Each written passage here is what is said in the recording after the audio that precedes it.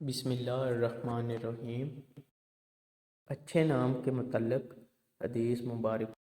حضرت ابو درداء رضی اللہ تعالیٰ عنہ کہتے ہیں کہ رسول کریم صلی اللہ علیہ وآلہ وسلم نے فرمایا، قیامت کے دن تم کو تمہارے اور تمہارے باپ کے ناموں سے پکارا جائے گا، لہٰذا تم اپنے اچھے نام رکھو۔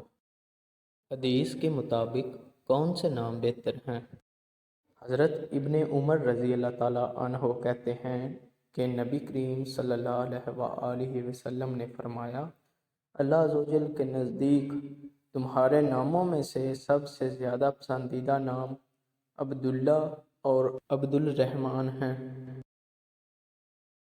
تصویر بنانا اور رکھنا۔ حضرت ابو طلحہ رضی اللہ تعالیٰ عنہ کہتے ہیں کہ نبی کریم صلی اللہ علیہ وآلہ وسلم نے فرمایا، رشتے اس گھر میں داخل نہیں ہوتے جس میں تصویر ہو، اور نہ اس گھر میں داخل ہوتے ہیں جس میں کتا ہو۔ دعا صرف ایک ذریعہ ہے، حقیقی شفا اللہ دینے والا ہے۔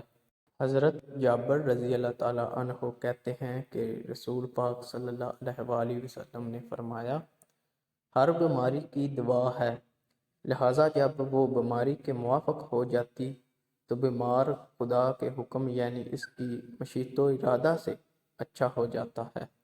اگر آپ کو ویڈیو اچھی لگی ہو تو ویڈیو کو لائک اور چینل کو سبسکرائب کر دیں۔